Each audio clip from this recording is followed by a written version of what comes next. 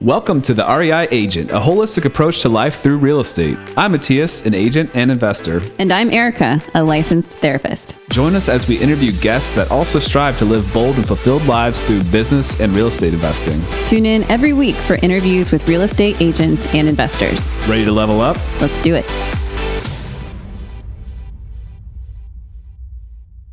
Welcome back to the REI Agent. I guess we can do one more CrossFit related intro. Maybe I could try to tie it in a little bit better. But I just did the final open workout at the time of recording and was really disappointed in how it did.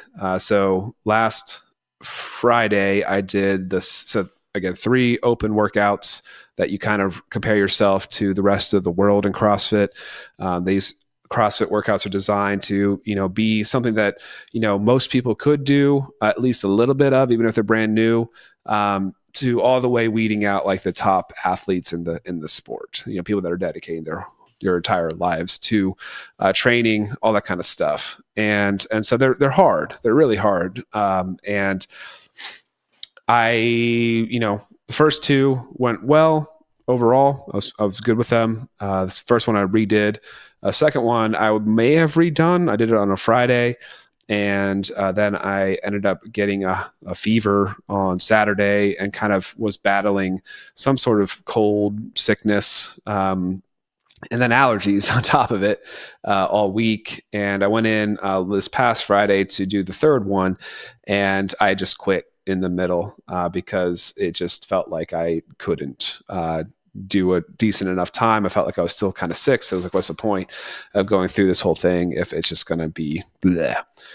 So I saved it, tried to rest up all weekend, and then redo it on Monday. You kind of have until 8 p.m. Eastern Standard Time to get it done. I did it this morning, and it was terrible. And I logged my score, and I saw what my percentile was. So basically you get ranked amongst everybody in the world. So to put a little perspective, in 2023, I got 66 percentile in the whole world for men. So like 66, I was in the top 66% or 34%, whatever you want to say. So there's 66% people are worse than me, if that makes sense. And that I was happy with that. That was great.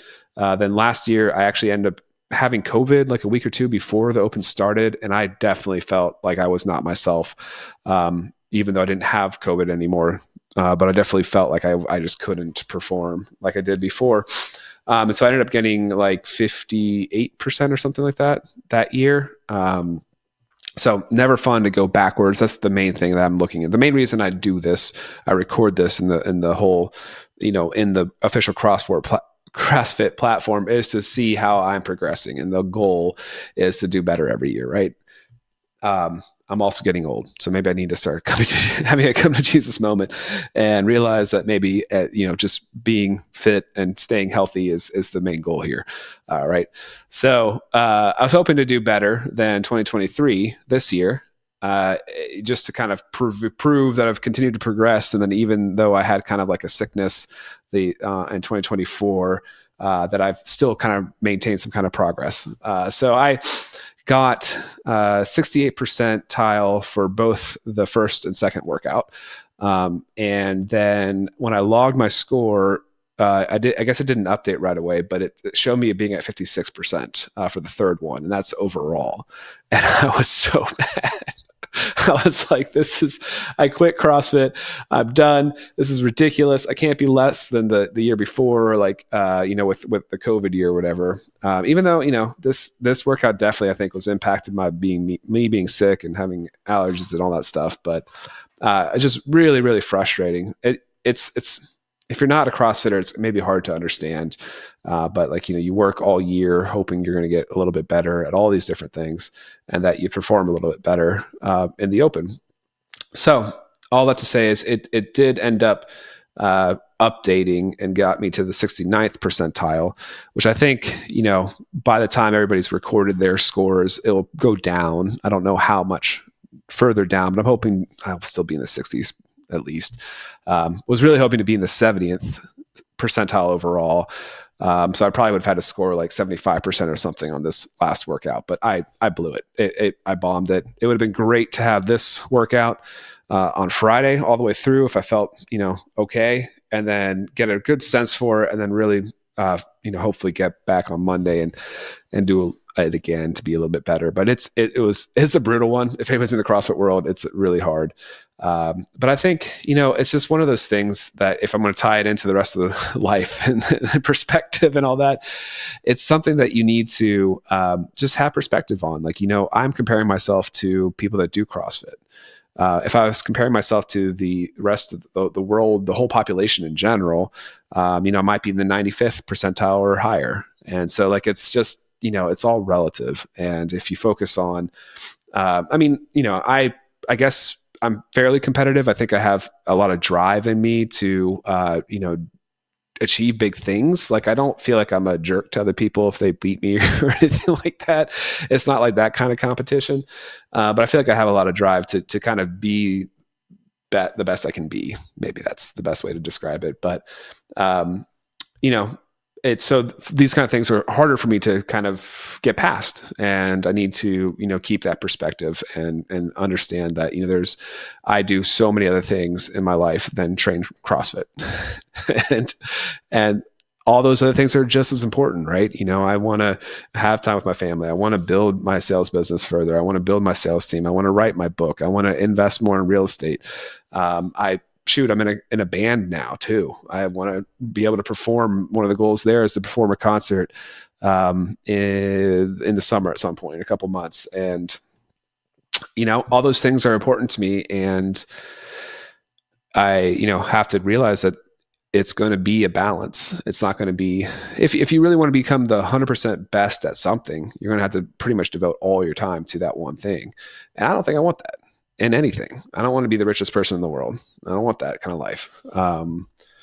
So, it's all about perspective. And this has been, a nice little therapy moment for me. I wish Erica was here to kind of help me process this a little bit more. I'm sure she'll listen to this and give me feedback after this. But yeah, I think that's the overall moral of the story. The lesson I wanted to give now is just to kind of keep perspective in your life and be thankful for what you have. There's almost always somebody underneath you that is looking up at you and being like, I wish I was there. And that's kind of a weird way to say it, but basically, if there's somebody just starting CrossFit, looking at my scores, they're going to be like, oh, I wish I could one day get there. That'd be amazing. And then same with me, the people that are like, a lot further along than me in the gym, I'm looking at their scores and be like, oh man, that's amazing. I wish I could be there, but they're looking at people ahead of them. They're beating themselves up. So it's just one of those things that you've got to, have perspective on life and just really appreciate where you're at, appreciate your abilities, appreciate your health, appreciate your family, focus on gratitude. Without further ado, we're going to interview Lyle Spann today. Lyle is an investor out of the Nashville, Central Tennessee area. He does a lot of house flipping. It was a really good conversation, really interesting to hear the way he processes things and how he kind of got started.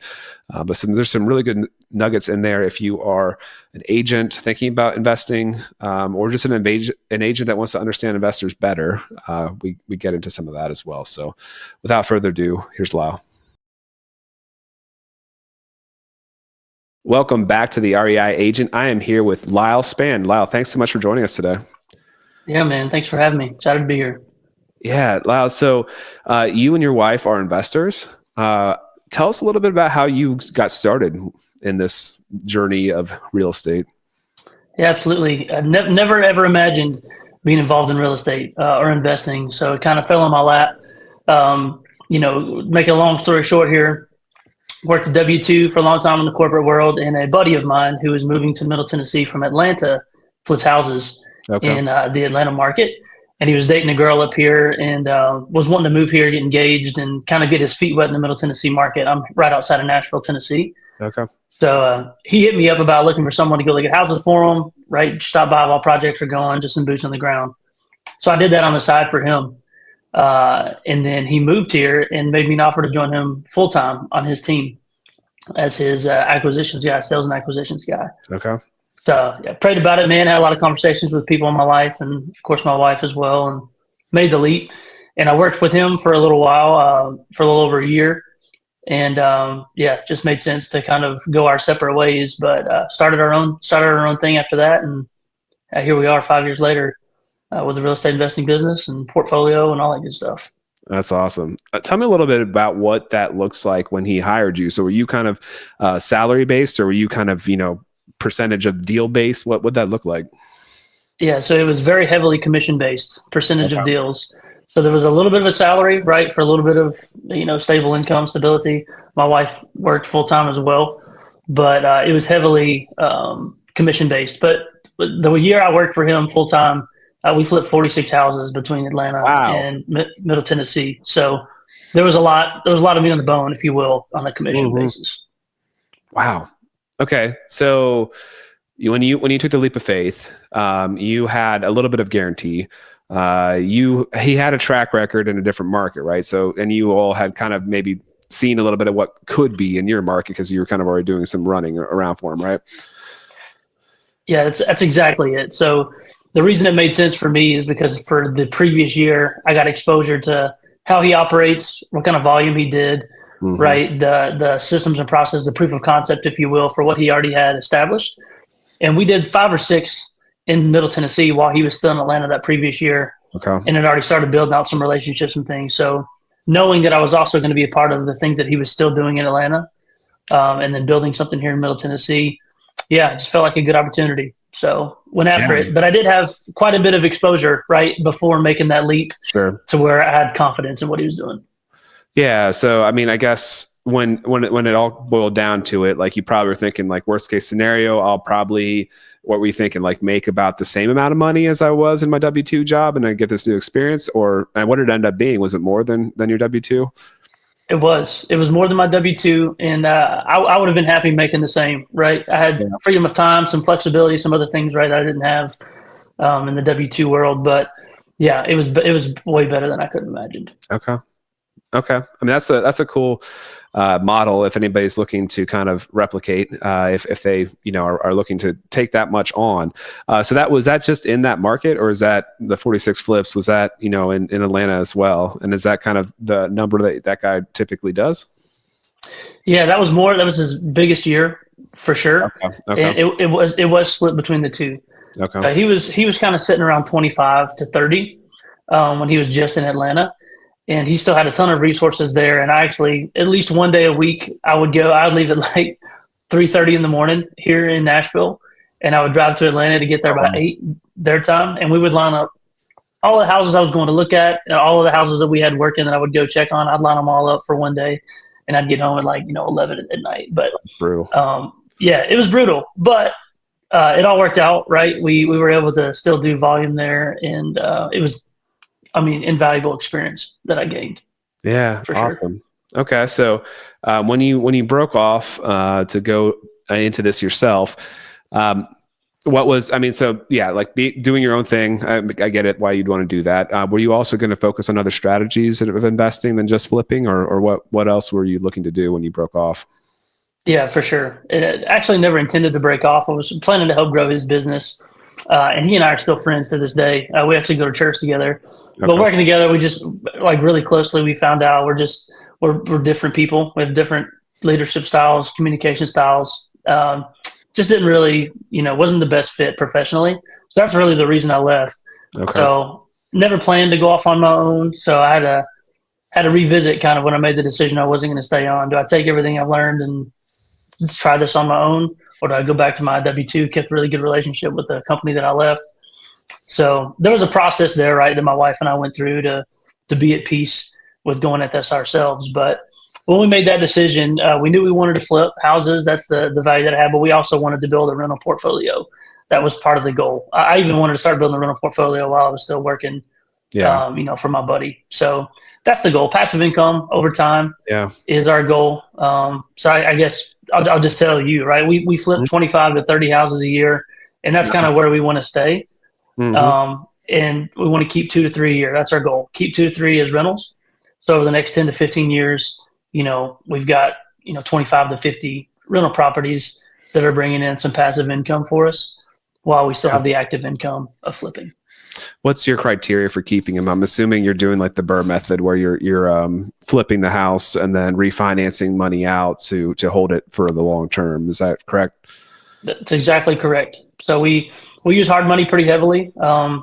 If anyone's not sure what a hard money lender is, but they're lenders that will lend to investors, primarily investors, right, based on the deal itself. So we use a lot of hard money. We have private money too, but when we'll initially fund it like we were flipping the house, but obviously there's a different underwriting process and a different analyzation to the numbers that we need to hold it. So, but yeah, once we flip it and once we renovate it, and then get a tenant in there, that's exactly what we do. We do the BRRRR method. We then refinance out into a DSCR loan or a product like that. And at that point we're cash flowing and just have a longer mortgage on the house.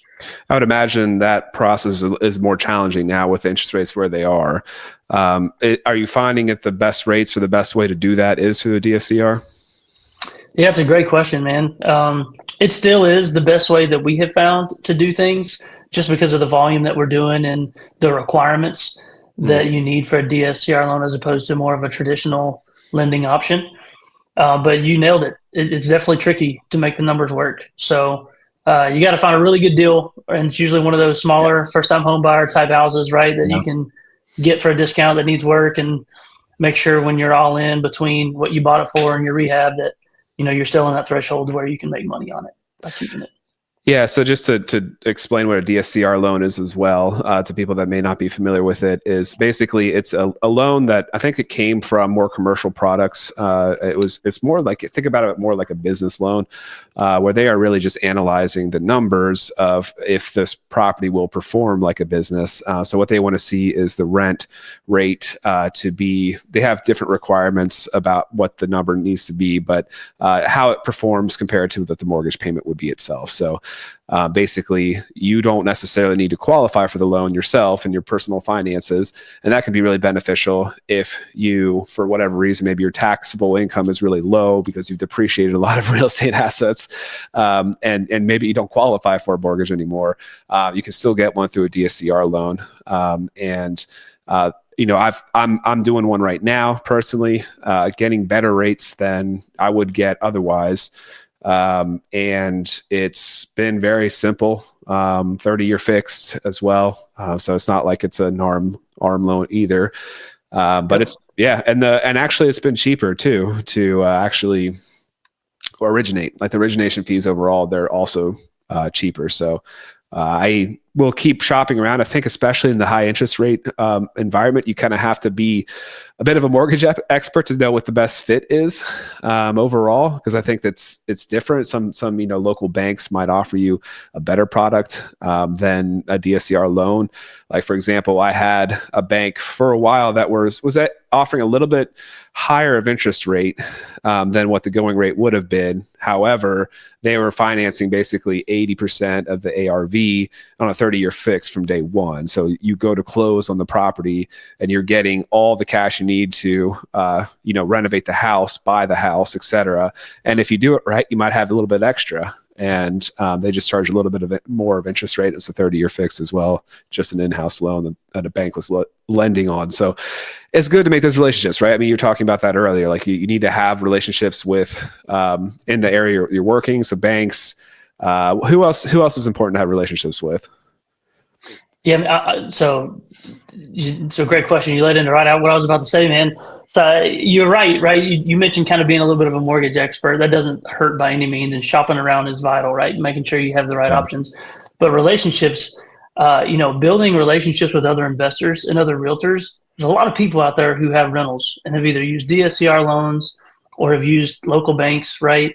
Community banks. So I have gotten a lot of good recommendations just from other investors or other people who have been able to say, hey, these guys gave me a great rate, right? Or they love doing stuff with people locally. Tell them I sent you. So great to have relationships with people too in the business, just that you can lean into. And I've also been able to do the same for other people, right? Give them a couple of lenders that I use and say, hey, these guys give great rates. especially if you have a good track record, or if you have a good relationship that you can build with them. So just networking, man. Networking's huge. Totally. And I think that I've heard it described from banks that basically, if you think about a bank looking at what they hold, what kind of notes they hold, what their diversity of their portfolio basically is as a bank, and sometimes a bank is going to want to fill a bucket up of real estate, and so they're going to be interested in these kind of products and be incentivizing people to use them because they want to get more real estate. So it just really, that's why it's just so good to have those relationships. And like you said, if you're talking to other investors, other agents, they will also be doing that, right? They'll also be talking to different banks to try to find the best products for themselves as well. So that's definitely a great way, instead of just, calling every bank in the area.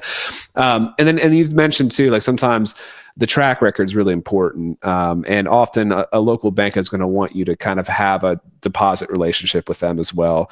When you get some different types of products with them. So keep that in mind. If you don't have a track record yet, the relationship certainly helps, but that's a great time to really maybe see if somebody would be willing to partner with you that maybe already has that relationship established. That's kind of how I've gotten in the door with a few different banks. Is I just started with a buddy that we partnered on a flip, and that's his go-to person. And so now I've had 3 deals with them already. And so they're like, okay, yeah, if you open up a deposit relationship, an account with us, we'll be happy to lend you by yourself the next time you want to. So yeah, love that, man. Partnerships can be huge as well. We leverage them and love them. They can be tricky. You got to be careful with them, right? Make sure you're partnering with the right people.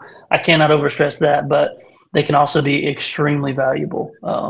For sure. It's good to when you start, right? I mean, I think there's a lot to overcome. Like I imagine it would have been difficult for you and your wife to just, jump right in and do a flip by yourself, having not had the experience you did, right? Absolutely. Well, 100%. And we have partners too, as far as all kinds of different partners out there. But yeah, having the right people in your sphere, man, can be huge. Your network is your net worth. I don't know if you ever heard that. Someone wrote in the book, somebody a lot smarter than me, but I love the phrase because it can be huge who you surround yourself with. Totally. It makes it all the difference in the world. Okay, so now you guys are picking up rentals as you go. You're looking at the smaller, like kind of first-time home buyer range. So, like, give us some numbers here. Like, if you're looking at a median sales price, are you like underneath that as kind of where you want to be with your rentals that you pick up? Yeah, we are for sure, and we're still buying really distressed properties. Sure. The rehab process is different when we're keeping them as a rental. Right. Not that the quality isn't solid, because that's something we're big on, is quality, right? But a rental grade renovation is a little different than, a full on rehab for something that you're trying to flip. So the numbers work much different. But yeah, median price, I mean, we're out there. So one we have right now in Clarksville, Tennessee, it's probably worth $285,000 renovated, like ARV. You mentioned the ARV, after repair value, for anyone listening that may not be familiar with that acronym. But 285, I think we got it for 180 distress, and we ended up putting 40 into it, I think, maybe 35, and refinanced out into a DSCR loan. So that's very typical. And that's at the high end of the threshold of where we would want to be, right? But we have actually had that one a few years before the rates went higher, so numbers were able to work on that one a little better. But that is very typical. 180, put in 20K or so, and then refinance out as long as you're within 75 to 80% of what the appraised value would be. That's what a DSCR loan is going to look for.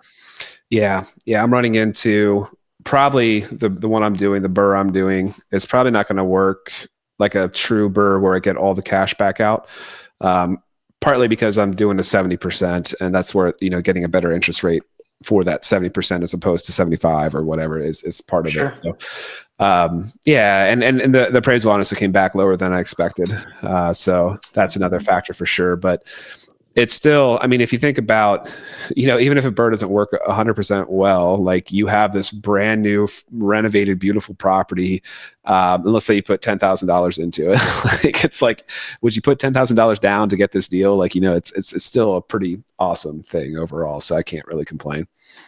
Totally agree, man. Not the worst thing in the world to tie up a little money, obviously, as long as you can afford to keep that money tied up for a little while in there, right? You can always refinance out when the rates come down or whatever the case is. So, hopefully that will happen and we can make it even sweeter. So now you're in an area that has a lot of short-term rental stuff as well, right? I mean, have you branched out to? It's the Smoky Mountains, right? That's not too far away from you. Yeah, it's about 3.5 hours for me. So I'm in Middle Tennessee, and that's in East Tennessee. Okay. Ironically, we just bought a cabin in Gatlinburg, Smoky Mountains, that we're going to keep as a short-term rental. So we're in the middle of renovations right now on that. But so you found one that was distressed. Yeah, we found one that was distressed.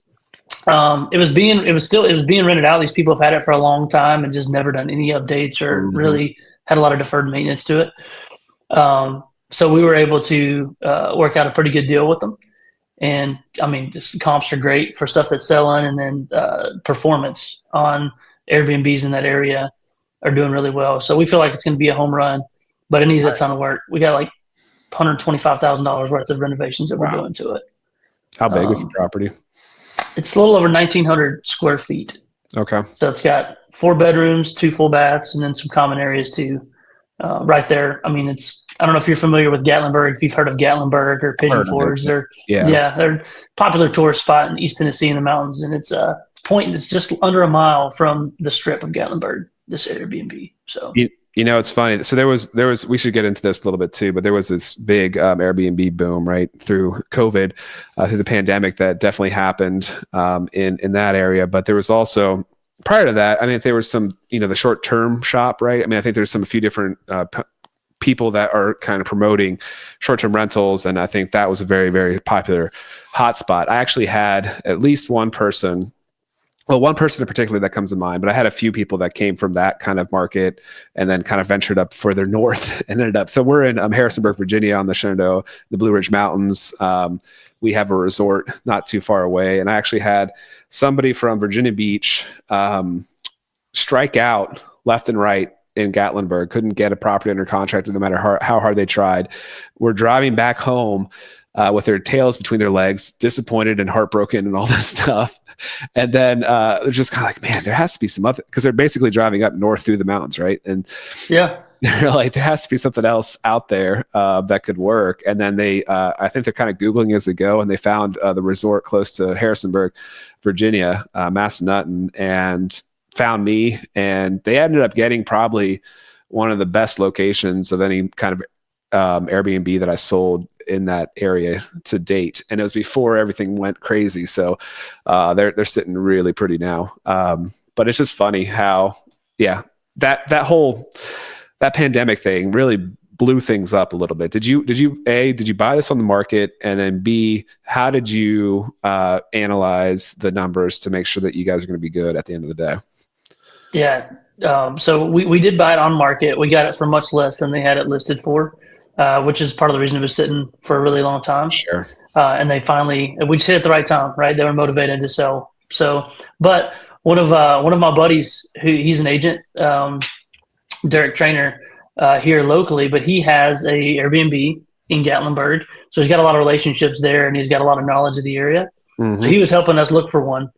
And he was pretty pivotal in helping us, with the comp process and the analyzation process. So, being an investor, I'm one of the investors who is very much pro real estate agents, right? And the value that they provide, and having them, having really good ones on your side, on your team, having a win-win there. He was crucial for us finding this deal and then helping us go through the process to make sure that we were underwriting it correctly, and then all the numbers made sense. That's awesome. Did you use tools like AirDNA or is it like Data Rabu or something?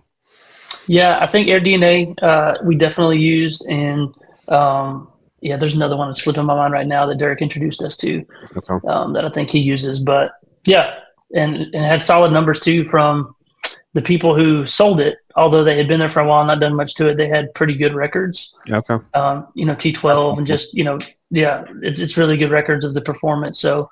It didn't perform super well, but the property was also not in great shape. But just any kind of like proof of concept, I think, can help. I think I noticed that being the properties that were already set up as Airbnbs and had numbers in our local resort area definitely were more appealing than converting something completely from scratch that was just like a single family home.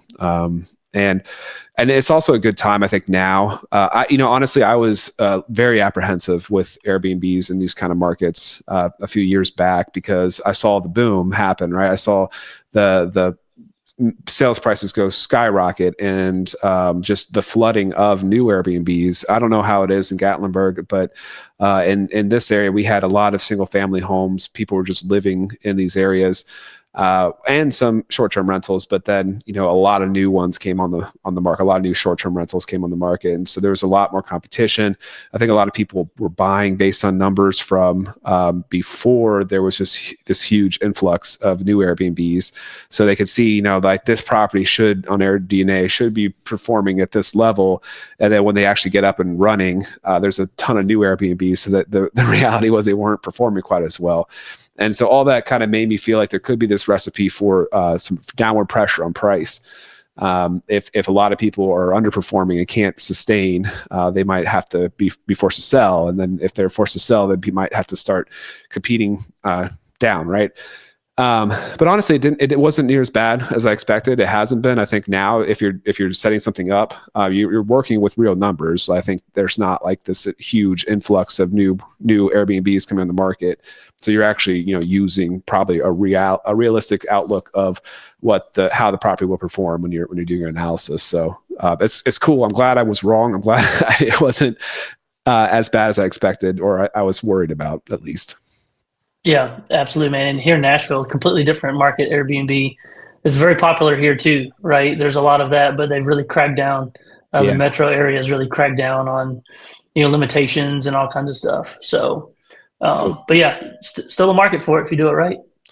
Yeah, and you got to really have good service and focus on the amenities and all that kind of stuff. So that's awesome. We're the property we're doing the BRRRR on is actually going to be a midterm rental because our city also has regulations on short term.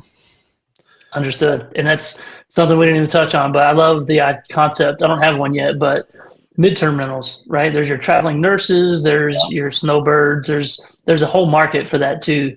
That you can pivot to. So we're partnered on a short-term rental in Panama City Beach. Okay. We have one down there too with some partners. And we do that during the winter months, right? Midterm it out to some snowbirds. Sure. For the slower months. So yeah, a lot of options out there, man. So you convert it to like it's more of a short-term rental otherwise, but then you'll let it kind of. I mean, I'm guessing you have like a tiered system where it's like, if you rent it by the night, it's this price. If you go to a month, you get a discount kind of thing. Is that what it looks like? It is in essence. And, this specific one, we're pretty intentional too. We pull it off of the short-term, kind of sites and kind of marketing, and we just market for the midterms for a season, right? And if we don't get something locked in for a few months, then we'll just continue short-term renting it during that time period. But we give it all the opportunity, right, to be a midterm, because if we're going both and someone books it for a short-term and then someone wants it for a few months, then it just, it throws a wrench in it. So, yeah. Yeah, totally. And, it really boils down to then occupancy rates. I mean, you have to achieve a certain amount. I was, doing the numbers of what, the high end of a long-term rental could be versus what I need to get on average with, occupancy rates, et cetera, on the midterm to make it worthwhile. Because, I mean, at the end of the day, like if you're breaking if you're breaking even, you've just furnished a place, you're paying for utilities, and you have to deal with the ins and outs, like the moving in, moving out, the cleaning, all that extra hassle stuff. And if you're just getting what you would for a long-term rental as it washes out over the whole year, what's the point? Yep. So couldn't agree more. Yeah. Yeah, Lyle, so tell me more about how you all have built this business together. It's you and your wife partnering together. How does that look between the two of you? What roles do you both have? Yeah, so my wife, she helps take care of our girls. We have 2 daughters, by the way. I'm a girl dad, proud girl dad. Yes. So that's a full-time role in itself. But she helps with all of our design, our interior design. She's really good at that, and she really loves that. So on the most volume that we do on houses is that first time home buyer or, 500K or less. That's the highest volume we do. We do some luxury flips as well. Okay. So we've got some higher end stuff and some luxury flips that we have done and we're doing. And we have a designer that we use on those.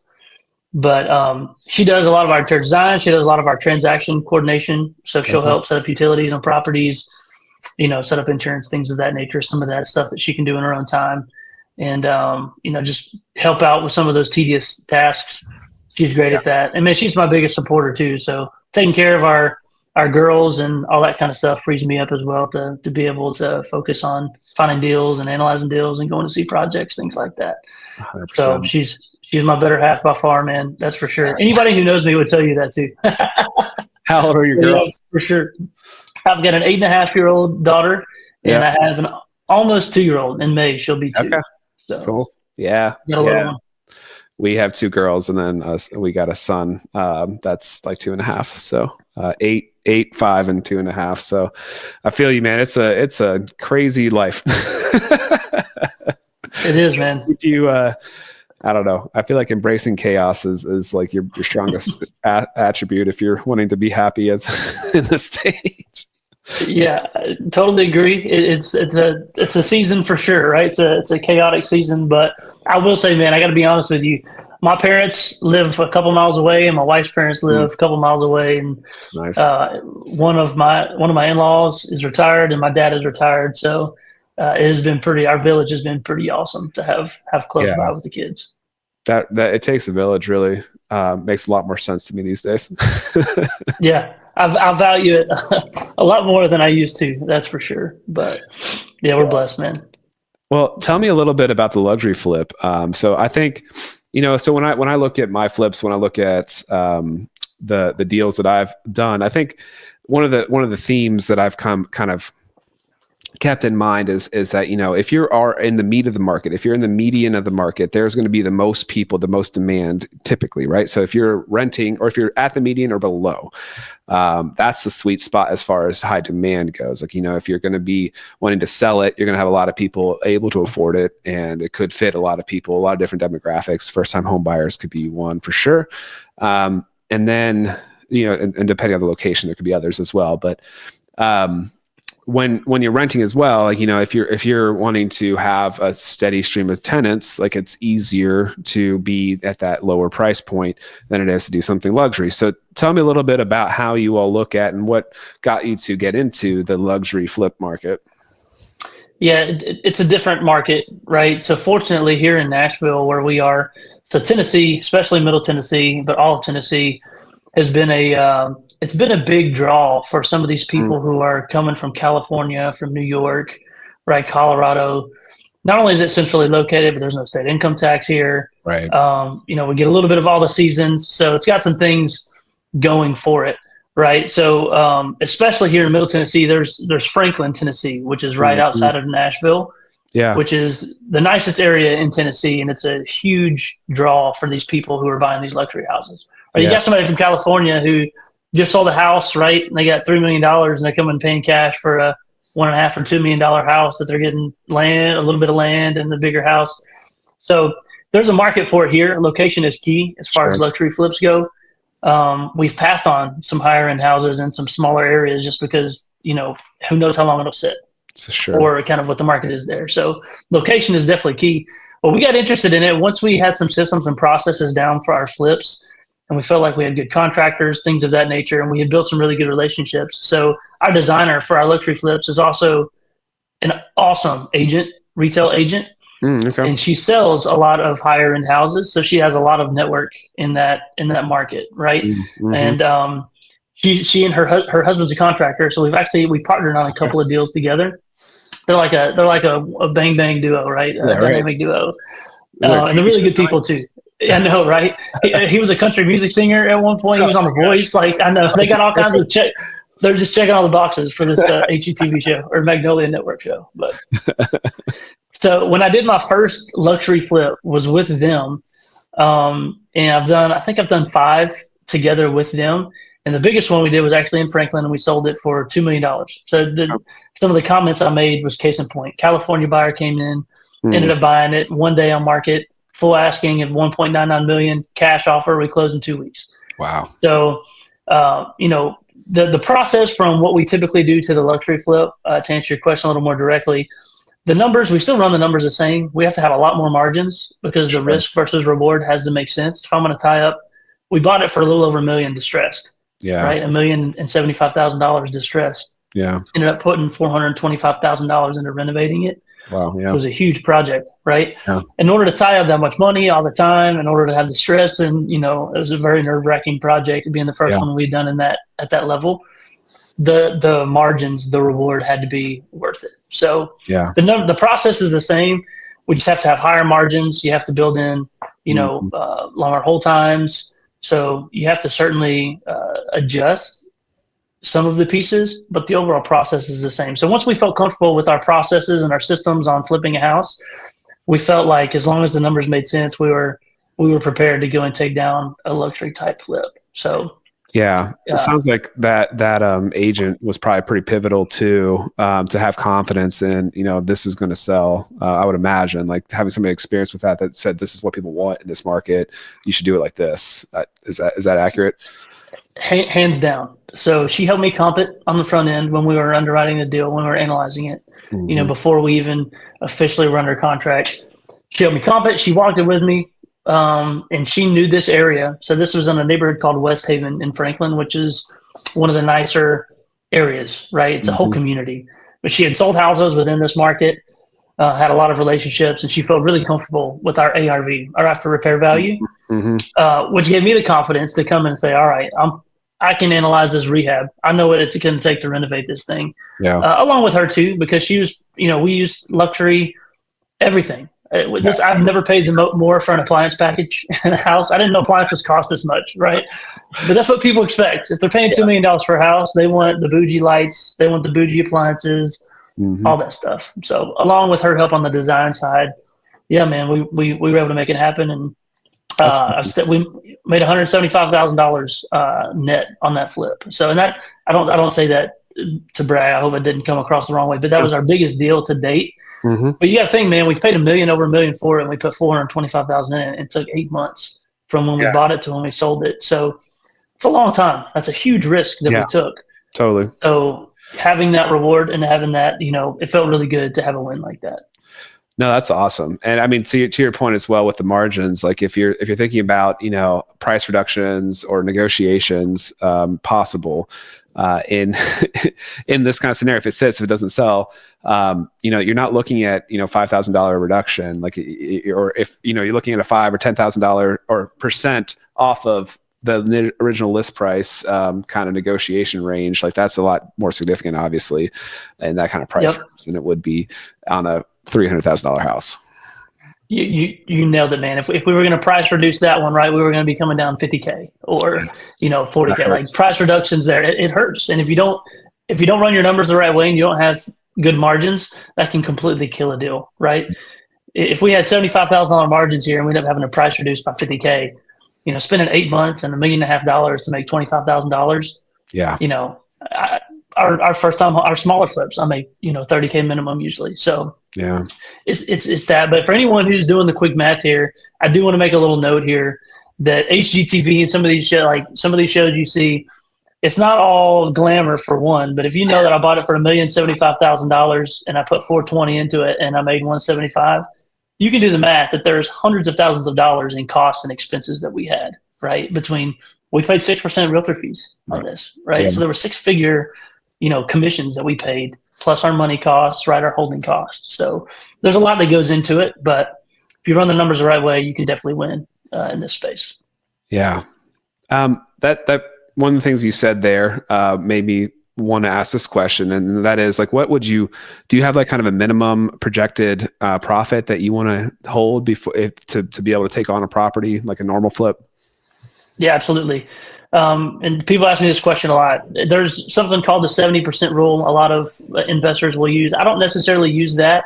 The way I run my numbers is based on level of effort and the rehab. For instance, for a house that we're spending under like $70,000 to renovate, I want my no less than $30,000. That's my minimum net that I want to walk away with.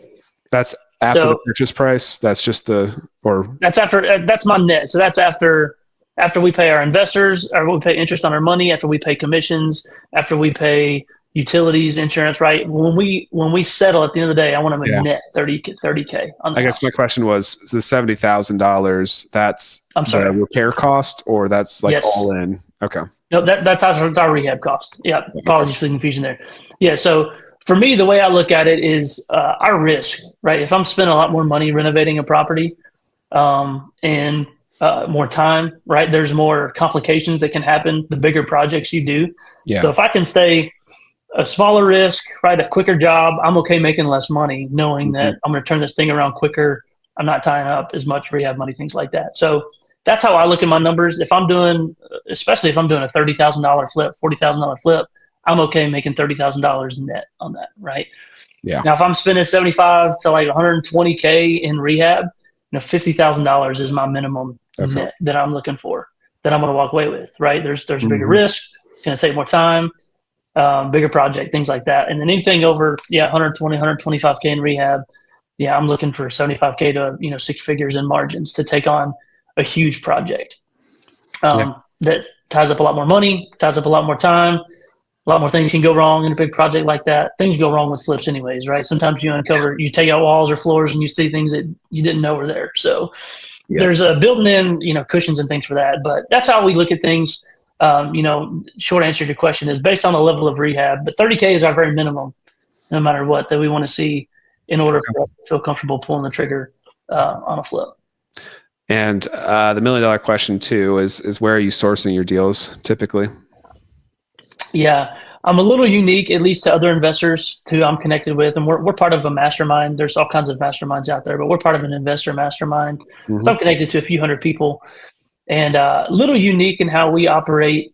So we're relationship people, my wife and I, even outside of work, right? We love relationships. We believe in building relationships and loving people in general. It's just kind of what we feel like our purpose is in life, right? Just to be good people and to build good relationships.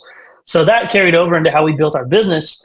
I don't spend marketing dollars, really. There's a lot of investors who will send mailers, or agents too, right? Will send mailers or kind of, put some dollars into marketing, which works. That stuff works. I'm not at all downplaying that. Sure. We built ours through realtors that we've connected with.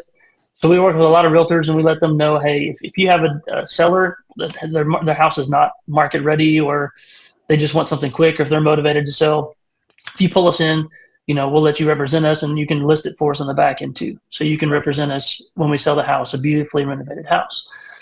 So we have a lot of agents who bring us deals. We do have wholesalers that we work with. Those are hit or miss, right? And they get a bad rap too. There's a lot of bad ones out there, but there's some good ones out there as well. Yeah. And then when I say our network, man, and relationships, we went really hard with our social media presence and our exposure into what we're doing. And a couple of quick examples for you. Buddy of mine's a police officer, right? And I told him, hey, man, you drive around, you patrol all the time. You go and see houses all the time. You see a house that looks like it's abandoned or it's vacant, or there's any situation where you feel like, there's a potential for someone wants to sell a house that needs a lot of work.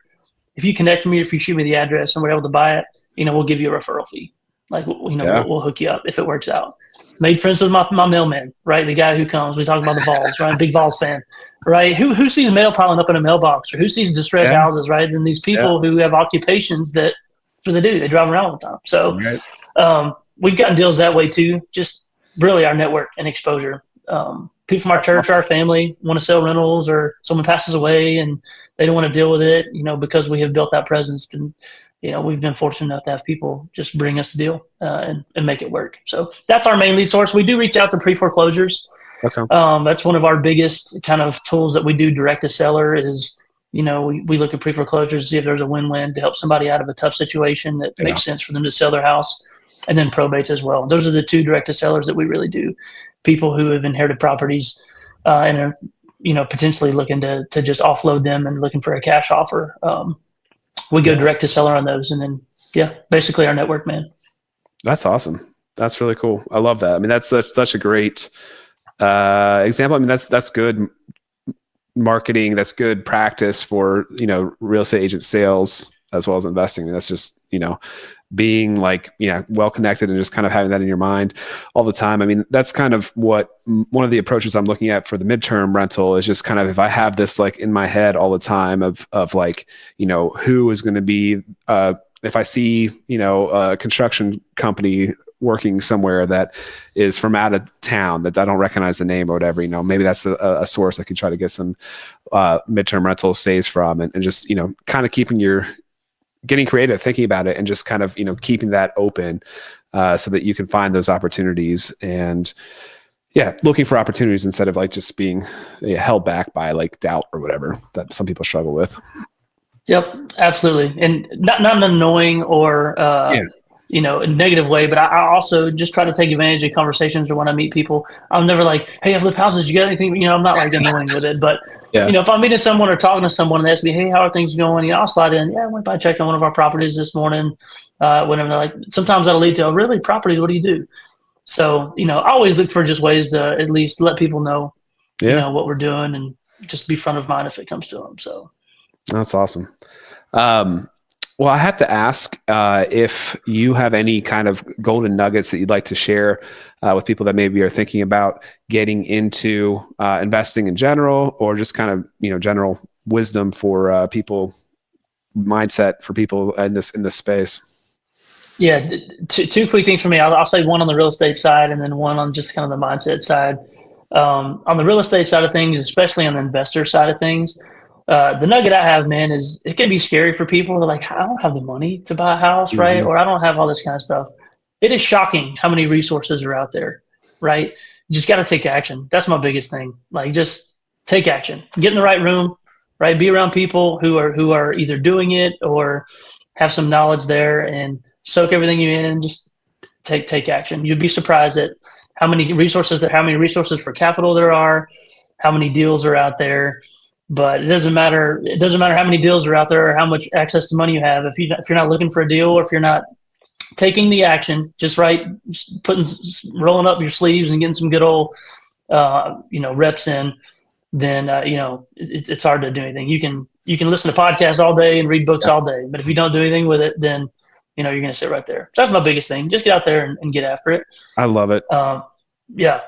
Just take action, man.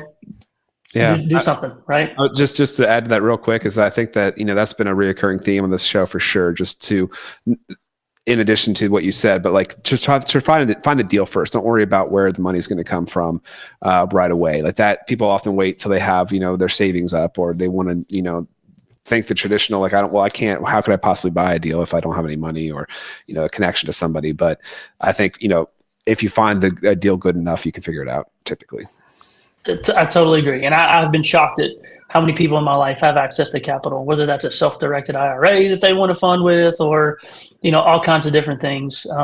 So people are looking for ways to grow their money. So get out there and get after it. Yeah. If you build, was it the movie? If you build it, they will come. If you find the deal, they will come. Yeah. 100%. So on the mindset side, man, I preach this a lot to my team. And just in life in general, even my kids, right? This is something you can apply anywhere. But the two things that I talk about all the time is having the right communication and setting the proper expectations. So in a nutshell, if you set the proper expectations, whether it's with a contractor, whether it's with your kid when you're going to the playground and you're telling them how long you have, or hey, 5 minute warning, right? If you're setting the right expectations and then you communicate properly throughout the project, sometimes that means you got to reset expectations, right? Not everything goes smoothly. Yeah. But if you have the right communication to say, hey, things have pivoted, now we're all on the same page, you would be surprised how great relationships can be, how much more efficient and how much smoother things can be if you just over communicate, right? Take the time to have the conversations, and then just everyone be on the same page. Make sure expectations are set. Keep your word, right? If you say you're going to do something, do it. And if you can't, then have the right conversations to reset that expectation. But whatever relationships you have, whether it's on the agent side, whether it's on the contractor side, whether it's with your wife, your kids, your brother, your parents, right? Just communicate well. It's not worth it to not communicate well, and just set the right expectations. I've found so many times that has been helpful, especially in tough conversations. If we had the right expectations on the front end, whenever it came down to have a tough conversation, things went a lot smoother because we all knew, right? And we had communication leading up to that point. That's That's a really good nugget. I mean, that is so true in the real estate sales world. That is just so true. I mean, so a lot of people get a bad rap because they'll set a sign in the yard and never talk to the seller again. And the seller's expecting the house to get sold and to hear about updates, et cetera. So that's definitely hear that all the time. So that's beautiful. And if you can really hash that out, a system for how you're going to be communicating and what you want to communicate as your your client's expectations for the process, how that's going to all look. Thinking about that intentionally before you get into that the scenario where you're under contract or whatever is super key. So that's awesome. I love it. Yeah. And on the investor side of working with agents, it's been crucial for me too, to say, hey, you brought us this deal. I love it. We're going to let you list it on the back end. That's our agreement. But here's my expectations, right? For what we're going to do. Right. Because there's a lot of great realtors out there. They're not all created equal. There's a lot of ones who, like you said, put a sign in the yard and they want to let it ride. Right. Yep. But if we have the right expectations, that we expect open houses, we expect marketing, right? We expect, this and that. We expect you to be proactive when, reaching out to people. We're asking for feedback. Right. It's on both sides. The expectations and then communicating is so crucial. I'm going to give you one quick example because I used this on a recent one, even with and it's an elementary one with my kid. But you can apply it to anything, right? So going to a play date at the park, I told my daughter, her name is Berkeley. She's my best buddy, by the way. She's my dude. She's like my ride or die. We told her, hey, we got an hour, and then we got to go meet Mommy and Bella, our other one. We got to go meet them, to go do something. So we have an hour. I want you to know when we're going to play, have a blast. We're going to have a blast. We got an hour. So she knew going into it, right, there's a time limit on this. We're not just going to play unlimited. So about 15 minutes, I gave her, hey, babe, we got 15 minutes, and then we have to go, and then another 5-minute warning, right? And just saying, hey, 5 more minutes. Anything you want to wrap up, anything you haven't done yet, make sure you do that. So then when we leave, there's no tears. There's not like the whole, oh, I don't want to go, because the expectation was set, and then make sure I communicated along the way, right? Yeah. So you can apply that to anything in life, but if you set the right expectations and you're intentional with communication, situations can be a lot smoother. Then if we went to play and I'm like, hey, it's time to go. Let's go. I don't want to leave. I'm having fun, right? Totally with kids. I mean, you're right. It applies to everything, and that's definitely true with kids too. Yeah, kids for sure. But if you're intentional, man, if you're intentional with communicating and expectations, I think your relationships, I think you'll find have some health to them. Yeah, I love it.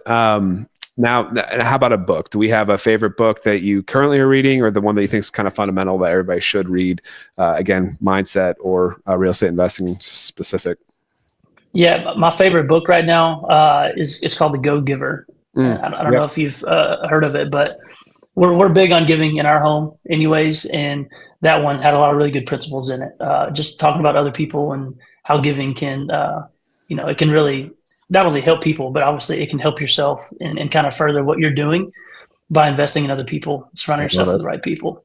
If we're talking about the book I read the most, it's called 5 Little Monkeys Jumping on the Bed that my 2-year-old is in love with right now. So volume wise, that's the one I read the most. But now Go-Giver, man. If anyone hasn't read it, would encourage you to give it a shot. It's a good book. Yeah, I love it. That's a great book. Cool. Well, if anybody's interested in knowing more about you, is there social media they can follow? What's the best way to kind of know more about Lyle? Absolutely, man. So we have Sparrow Real Estate Investing is our Facebook. On Instagram, it's Sparrow_REI_. And then we have a website as well, www.sparrowrei.com. So we have some of our portfolios on our website. So if you want to kind of see some of our befores and afters, and some good content on there too. But yeah, we'd love to connect with anyone if they're looking to reach out.